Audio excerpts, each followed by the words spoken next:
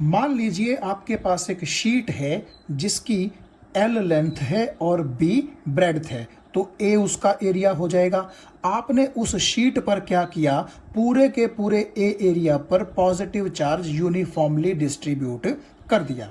ठीक है, अब देखिएगा, आप इस तरह बोल सकते हैं कि charge on area A is equal to Q, क्योंकि पूरे के पूरे ए एरिया पर क्यू चार्ज आपने डिस्ट्रीब्यूट किया है। तो यूनिट एरिया पर कितना चार्ज होगा, Q बाय ए। इसी को हम बोलते हैं सिग्मा, यानी कि सरफेस चार्ज डेंसिटी। यानी कि इसका मतलब होता है कि कितना चार्ज कितने एरिया पर है, यानी कि charge present on unit area. ठीक है, तो आपने जैसे इस पूरे की पूरी शीट के एरिया पर चार्ज डिस्ट्रीब्यूट कर दिया, तो अगर आप इस शीट के पास बिल्कुल पास एक पॉइंट लेंगे तो नेचुरली इस पॉजिटिव चार्ज का इफेक्ट उस पॉइंट पर होगा। यानी कि हम बोल सकते हैं कि उस पॉइंट पर क्या होगी, इलेक्ट्रिक फील्ड की कुछ ना कुछ स्ट्रेंथ होगी इस शीट के ऊपर जो पॉजिटिव चार्ज प्रेजेंट है उसकी वजह से। तो हम आज यही फाइंड करेंगे कि अगर हमारे पास एक infinite plane sheet of charge है तो उसकी वजह से electric field intensity at a point कितनी होगी। आपको ये चीज समझ में आ गई होगी। प्लेन शीट ऑफ चार्ज का क्या मतलब है कि बिल्कुल जिस तरह से कॉपी का एक पेज बिल्कुल प्लेन होता है, पतला होता है, जिसकी सिर्फ लेंथ और ब्रेड्थ होती है, इसी तरह हमारे पास एक शीट है और बिल्कुल वो प्लेन शीट ऑफ चार्ज है, उसके ऊपर चार्ज है। ठीक है, हमें ये देखना है कि उसकी वजह से electric field intensity at a point कितनी होगी। अब इनफाइनाइट का मतलब क्या है, इसको देखने के लिए हम आगे चलते हैं। आप देखिए, ये जो शीट है मैंने यहां पर लिखा है साइड व्यू। साइड व्यू का मतलब है जब आप इसको साइड से देखेंगे तब ये आपको कैसी नजर आएगी। मेरा मतलब कहने का ये है कि जिस तरह से ये पेज है जिस पर मैंने लिखा हुआ है, आप देखिए इसके दो सरफेस हैं। एक सरफेस पर तो क्या है, मैंने कुछ लिखा हुआ है, और इसका पिछला सरफेस आप देखिएगा बिल्कुल कोरा है, मैंने कुछ नहीं लिखा है। तो अगर मैं इस शीट को इस तरह से आपको दिखाऊं तो मान लीजिए कि इस तरफ भी पॉजिटिव चार्ज प्रेजेंट है और इस तरफ भी पॉजिटिव चार्ज प्रेजेंट है, क्योंकि जब आप शीट को पॉजिटिव चार्ज देंगे तो वो दोनों सरफेसेस पर क्या होगा, यूनिफॉर्मली डिस्ट्रीब्यूट हो जाएगा। ये बात आपको समझ में आ गई। तो साइड व्यू का मतलब ये है कि सामने से आप ना देख करके इसको यूं साइड से देख रहे हैं इस तरह, तो आपको ये बिल्कुल जैसे पेज नजर आ रहा होगा कि जैसे एक लाइन सी है, आपको ऐसी नजर आ रही है ना।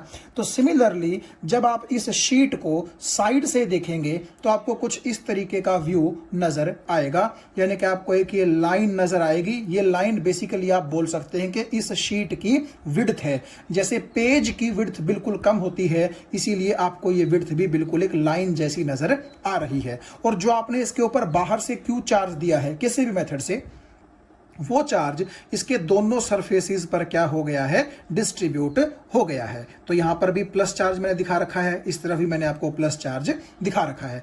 तो मैंने क्या किया, इस शीट के बिल्कुल पास मान लीजिए आर डिस्टेंस पर एक पॉइंट P ले लिया, या आप चाहें तो इस साइड की बजाय इस साइड सेम आर डिस्टेंस पर एक अलग पॉइंट Q ले सकते हैं।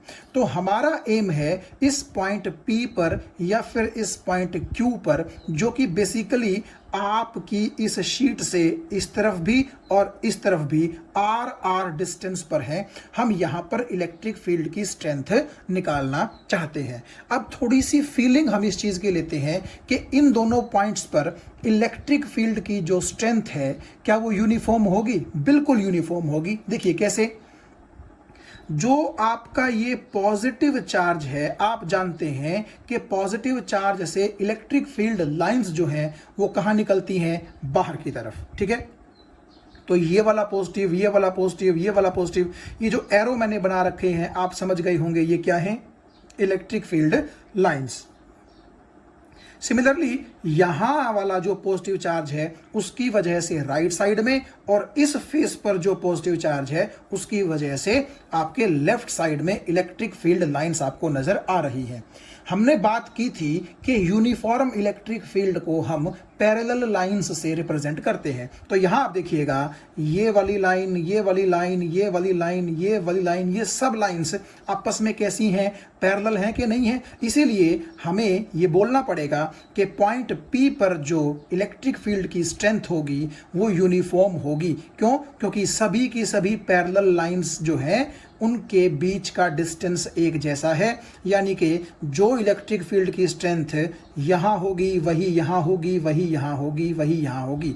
और ये चीज़ हम लास्ट में भी देखेंगे कि डिस्टेंस पर जो इलेक्ट्रिक फील्ड की स्ट्रेंथ है इस केस में वो डिपेंड नहीं करेगी। मेरा मतलब ये है कि अगर मैं ये कहूँ कि शीट से पॉइंट P r डिस्टेंस पर है, तो अगर मैं पॉइंट P को उस r डिस्टेंस से कम डिस्टेंस पर ले लूँ या उस r डिस्टेंस से ज़्यादा डिस्टेंस पर ले लूँ, तब भी इलेक्ट्रिक फील्ड इंटेंसिटी की वैल्यू चेंज नहीं होगी। सिर्फ फीलिंग लेने के लिए आप ये देखिए कि ये आपके पास पैरेलल इलेक्ट्रिक फील्ड लाइंस हैं, और पैरेलल इलेक्ट्रिक फील्ड लाइंस किसको रिप्रेजेंट करती हैं? यूनिफॉर्म इलेक्ट्रिक फील्ड को। और यूनिफॉर्म जो है इलेक्ट्रिक फील्ड, इसका मतलब है कि हर जगह पर इलेक्ट्रिक फील्ड की इंटेंसिटी कैसी होगी? सेम होगी। अब जो ये इनफाइनाइट शब्द था, इसका मतलब आप देखिए पॉइंट P जितना दूर जाएगा आपको इस शीट का साइज उतना ही छोटा नजर आएगा। तो तब तो आप इसको इनफाइनाइट साइज की नहीं बोल सकते। लेकिन जितना आप पॉइंट P पास लाएंगे, पास लाएंगे, पास लाएंगे, तो मान लीजिए पॉइंट P बिल्कुल पास आ गया, बिल्कुल पास, तो नेचुरली पास आने पर जैसे आपको मोबाइल टावर बहुत लंबी नजर आती है, इसी तरह पॉइंट P जब पास आएगा, यानी कि डिस्टेंस बहुत कम होगा पॉइंट P का इस शीट से, तो आप देखिएगा ऐसा लगेगा कि जैसे ये जो शीट है वो बहुत लंबी चौड़ी है, इनफाइनाइट साइज की है। तो अब हम चलते हैं आगे। मैंने जो लिखा है कि इलेक्ट्रिक फील्ड हम निकालना चाहते हैं एट ए पॉइंट, तो ये वो पॉइंट है r डिस्टेंस पर। और इनफाइनाइट का मीनिंग आप समझ गए होंगे कि पॉइंट P मैंने इस शीट के बिल्कुल पास ले रखा है, ठीक है, ताकि आप ये समझिए कि बिल्कुल ये छोटा सा पॉइंट है। यहां सपोज करो एक चींटी बैठी है, तो चींटी की डायमेंशन के मुकाबले ये जो आपकी शीट की डायमेंशन है ये बहुत बड़ी है, तो कैसी नजर आएगी? ये इनफाइनाइट। और प्लेन शीट का मतलब आप समझ गए कि बिल्कुल पन्ने की तरह ये प्लेन है, इसके पास लेंथ है, ब्रेड्थ है, और इसकी जो हाइट है या जो इसकी विड्थ है वो इतनी पतली है कि आप उसको ऑलमोस्ट जीरो मान सकते हैं। तो मैंने क्यू चार्ज पूरे के पूरे ए एरिया पर डिस्ट्रीब्यूट कर दिया, सिग्मा हमने निकाल लिया, यानी कि सरफेस चार्ज डेंसिटी निकाल चुके हैं। और at point P E will be uniform as the field lines are parallel and at Q also, ठीक है। P पर डायरेक्शन इस तरफ होगी राइट साइड में, और Q पर डायरेक्शन कहाँ होगी? लेफ्ट साइड में होगी, क्योंकि इन पॉजिटिव से राइट साइड में निकलेंगी इलेक्ट्रिक फील्ड लाइंस, और इन पॉजिटिव से कहाँ निकलेंगी? लेफ्ट साइड में निकलेंगी इलेक्ट्रिक फील्ड लाइंस। और ये पक्का है कि जो आपने चार्ज दिया है वो दोनों फेसेस पर, ठीक है ना, जैसे कि एक पेज होता है, जैसे मैं आपको ये दिखाऊं, तो अगर मैं इसको चार्ज दूंगा तो इसके इस साइड भी और इसके इस साइड भी, दोनों जगह ये चार्ज क्या होगा? यूनिफॉर्मली डिस्ट्रीब्यूट हो जाएगा। तो हमने अभी तक ये सारी बातें कर ली हैं। अब आगे हम क्या करेंगे? इस पॉइंट P पर इलेक्ट्रिक फील्ड इंटेंसिटी की वैल्यू कितनी होगी, इसको निकालने के लिए हम प्रोसीड करेंगे। तो आप नीचे देखिएगा, मैं आपको बिल्कुल सिंपल शब्दों में अगर समझाने की कोशिश करूं, ये वही आपकी जो है इनफाइनाइट जो प्लेन शीट है ये वो है। ये साइड व्यू ही मैं आपको दिखा रहा हूं, ठीक है। ये दोनों तरफ आपके देखिएगा, दोनों तरफ पॉजिटिव जो चार्जेस हैं वो हैं। अब आप एक चीज देखिएगा, अगर हमें पॉइंट P और पॉइंट Q की बात करनी है तो मैं ऐसे बोल देता हूं कि शीट से और यहां तक r डिस्टेंस पर ये पॉइंट P है, और इसी तरह शीट से r डिस्टेंस पर ये पॉइंट आपका Q है। अब की बार मैंने थोड़ा सा डिस्टेंस बढ़ा करके दिखा लिया है, लेकिन वैल्यू r ही है। तो आप ये सोचिएगा कि मैंने सिर्फ डायग्राम को बड़ा बनाया है, अदरवाइज मेरा मतलब वही है कि पॉइंट P जो है वो शीट से सेम r डिस्टेंस पर है, जैसा कि आपको यहां दिखाई दे रहा था। ये तो सिर्फ डायग्राम बड़ा बनाने के लिए मैंने ऐसा किया है।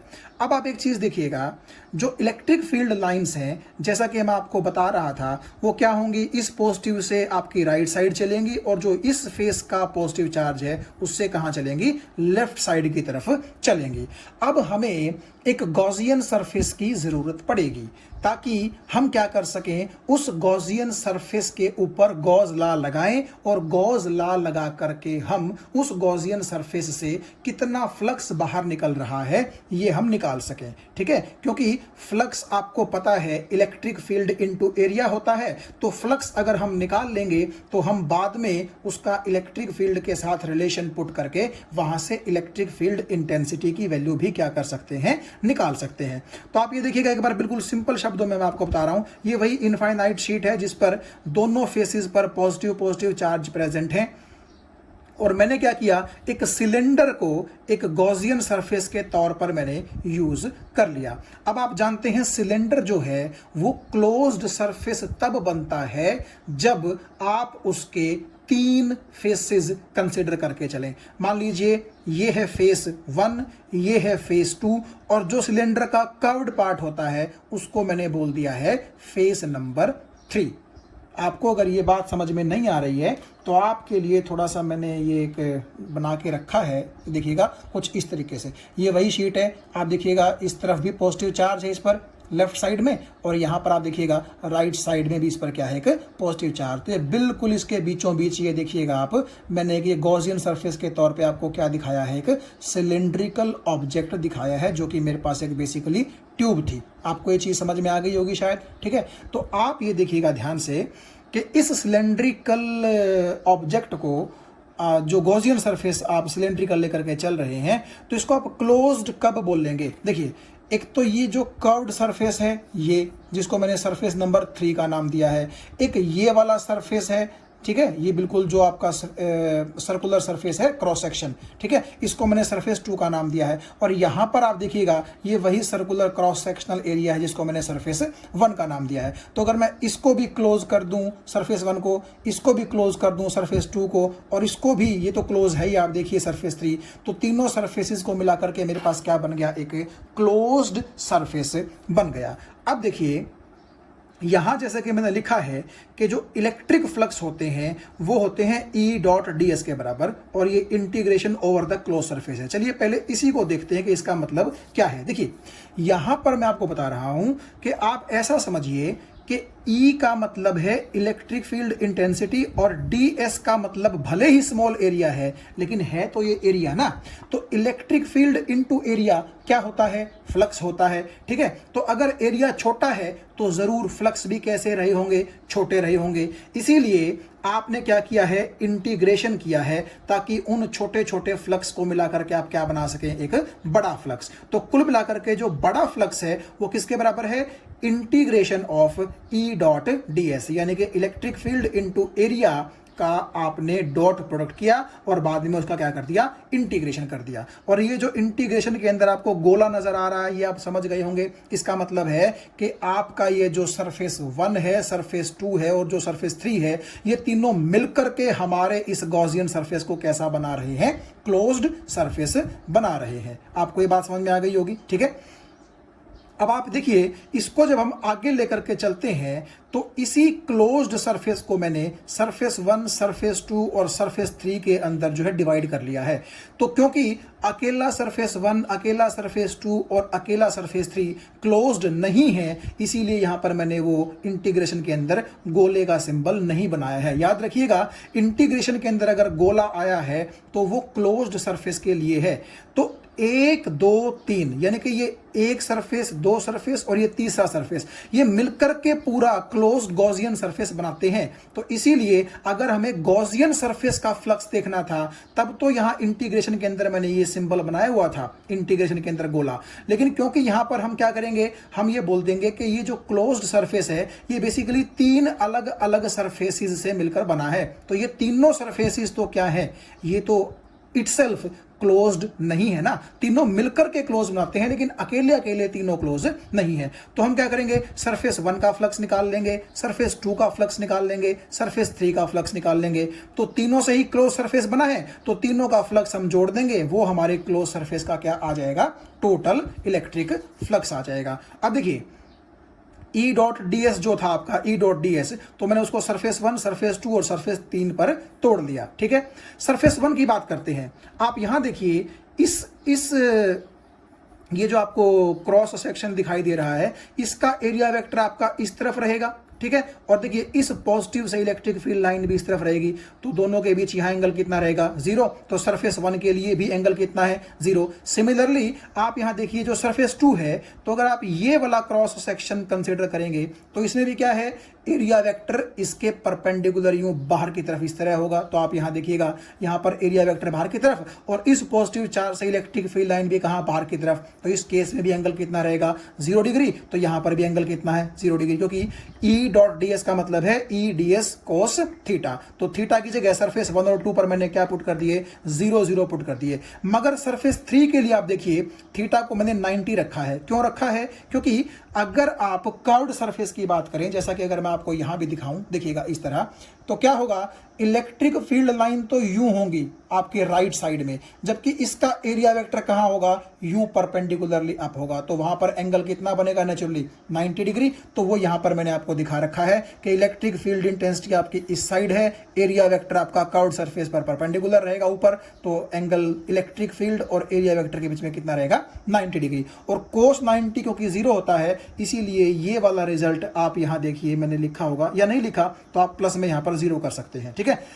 ई डी एस कोस 0, तो कोस 0 1 होता है, यहां पर भी कोस 0 कितना होता है, 1। तो ई डी एस और ई डी एस यहां पर तो बच जाएंगे, लेकिन यहां पर कोस 90 0 होगा, तो ये सारे का सारा कितना हो जाएगा, 0 हो जाएगा। तो अब आप एक चीज देखिए, इंटीग्रेशन ई डी एस कोस 0, तो आप इसको इस तरह लिखिए, ई को बाहर निकाल लीजिए और इंटीग्रेशन ऑफ डी एस आप इस तरह कर दीजिए। क्योंकि ई को बाहर क्यों हम निकाल रहे हैं, क्योंकि ई जो है चाहे वो पॉइंट पी पर हो चाहे वो पॉइंट क्यू पर हो, एक जैसी है। और दूसरा मैंने आपको जो फीलिंग दी थी कि आपकी क्योंकि इलेक्ट्रिक फील्ड लाइन पैरेलल है, तो आप ये पॉइंट यहाँ लीजिए, यहाँ लीजिए, यहाँ लीजिए, यहाँ लीजिए, यहाँ लीजिए, कहीं भी लीजिए, वहां पर इलेक्ट्रिक फील्ड इंटेंसिटी का मैग्नीट्यूड कैसा आएगा, सेम आएगा। आप यहां पर देख सकते हैं, देखिए, ठीक है। आप पॉइंट पी को यहां लीजिए, यहां लीजिए, यहां लीजिए, यहां लीजिए, कहीं भी लीजिए, इस पूरे रीजन में इलेक्ट्रिक फील्ड जो इंटेंसिटी है वो कैसी आएगी, सेम आएगी, क्योंकि यहां पर पैरेलल इलेक्ट्रिक फील्ड लाइंस हैं। तो इलेक्ट्रिक फील्ड की स्ट्रेंथ कैसी होगी,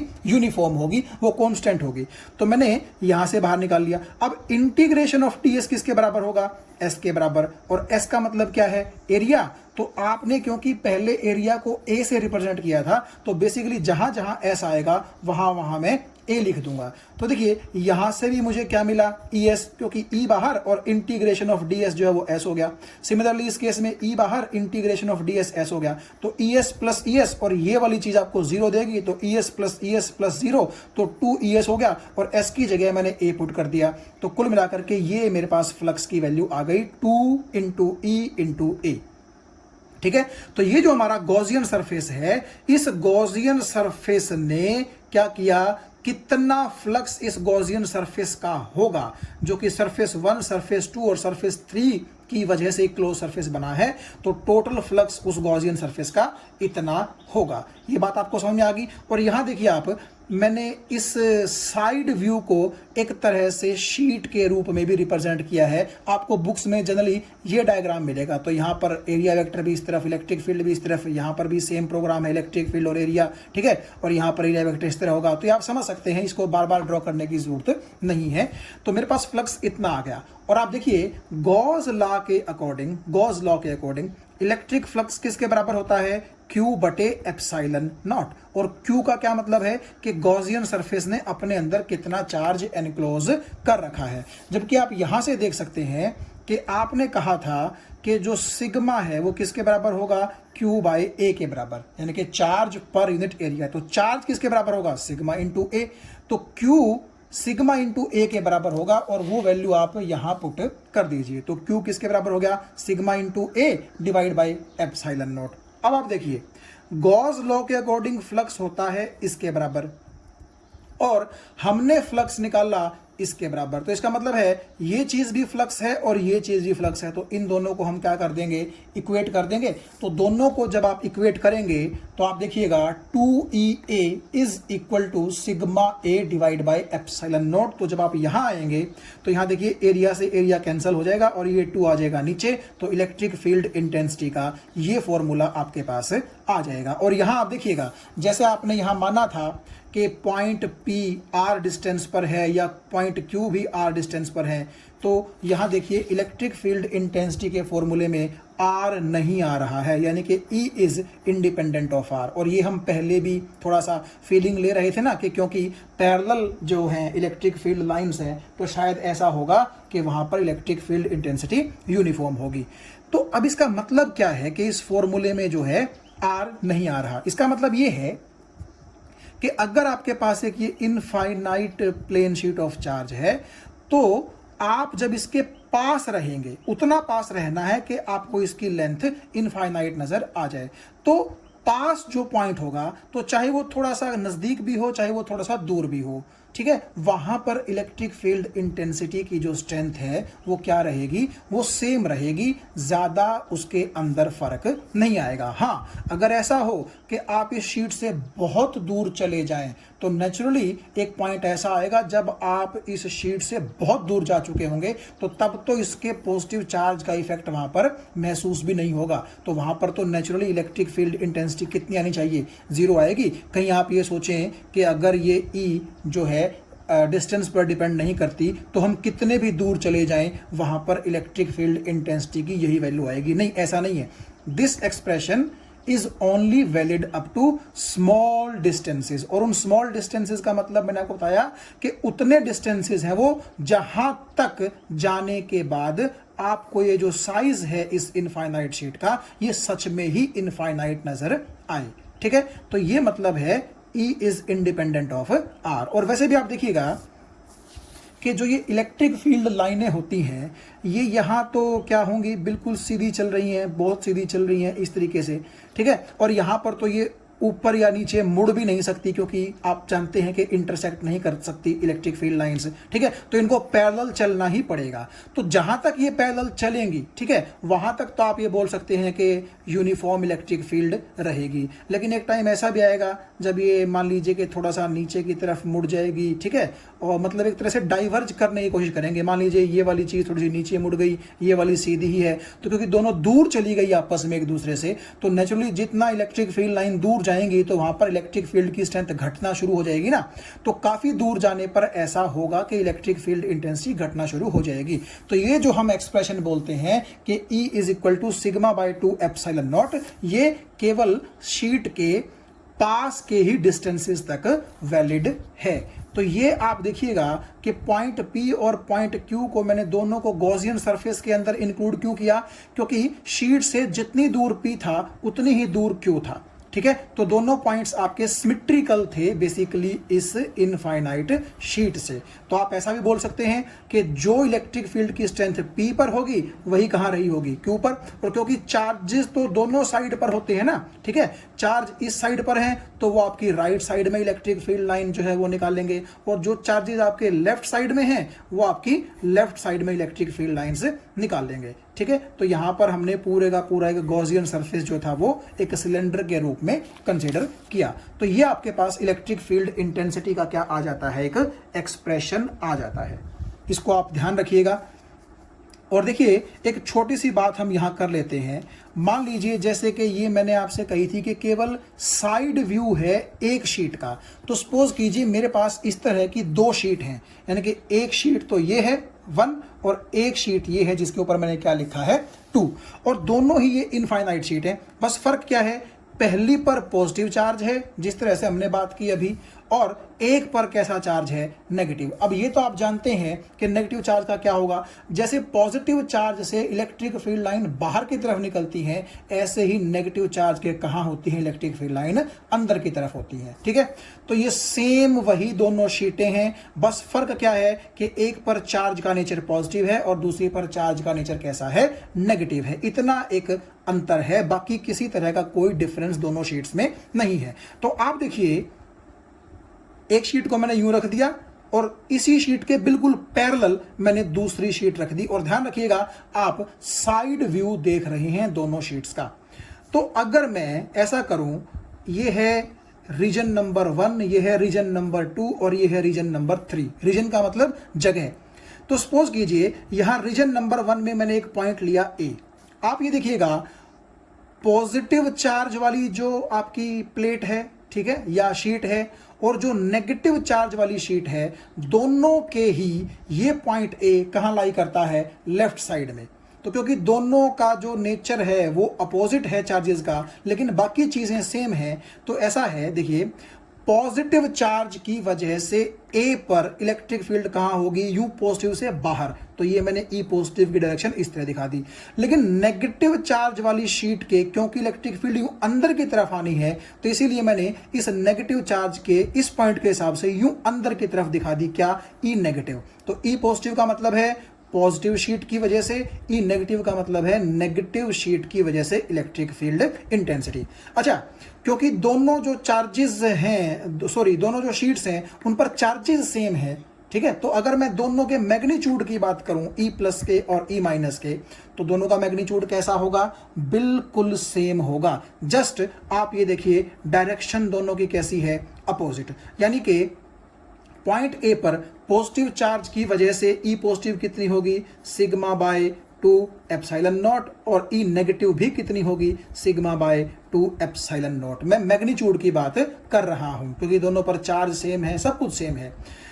तो अब आप एक चीज देखिएगा कि डायरेक्शन दोनों इलेक्ट्रिक फील्ड की कैसी है, अपोजिट। तो अगर यहां पर आपसे नेट इलेक्ट्रिक फील्ड पूछी जाए तो वो कितनी आ जाएगी, 0। क्यों, मैग्नीट्यूड सेम है और डायरेक्शन दोनों की कैसी है, अपोजिट। सिमिलरली आप यहां देखिए जो रीजन 3 है, यानी कि जो आपके शीट 1 और शीट 2 के राइट साइड में लाई करता है, तो देखिए पॉजिटिव चार्ज की वजह से अगर मैं यहां एक पॉइंट लूं रीजन 3 में, पॉइंट सी, तो देखिए पॉजिटिव चार्ज की वजह से यूं बाहर की तरफ होगी इलेक्ट्रिक फील्ड इंटेंसिटी, जिसको मैंने ई प्लस बोला है, और सी पर ये नेगेटिव प्लेट यानी कि नेगेटिव शीट की वजह से इस तरफ होगी, नेगेटिव चार्ज के अंदर की तरफ, उसको मैंने बोल दिया ई माइनस, ठीक है।